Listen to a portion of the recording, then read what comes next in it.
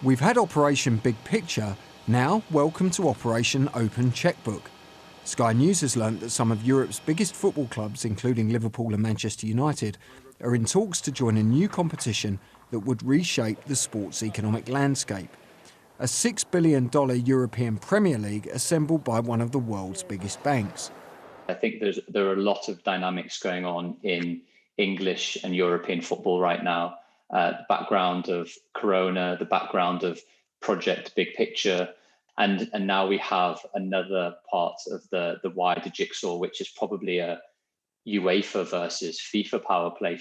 Crucially, it's said to have the backing of FIFA rather than UEFA, and that could spark a civil war between the two governing bodies if the Champions League is effectively usurped.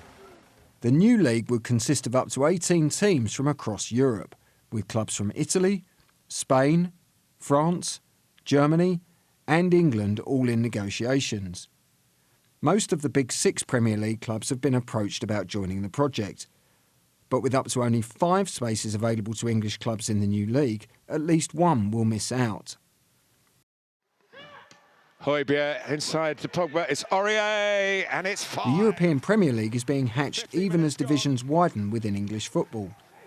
Last week, proposals led by Manchester United and Liverpool to reduce the number of Premier League clubs while funding a bailout of the lower leagues were attacked by the government and throughout the game. At this moment in time, in the middle of a pandemic, when football is on its knees at so many different levels, the Football Association is struggling, non-league are struggling, EFL clubs are struggling. The idea that a £5 billion package is being put together to set up a new league, it just seems to me another wound for football. A tournament that further lines the pockets of football's super rich, bankrolled by JP Morgan, will be an uncomfortable proposition to many at a time of economic hardship. Substantial payments to the wider sport may be essential to the European Premier League's political viability. But even then, with an American-style model in which relegation hardly features, it might struggle to gain widespread public support.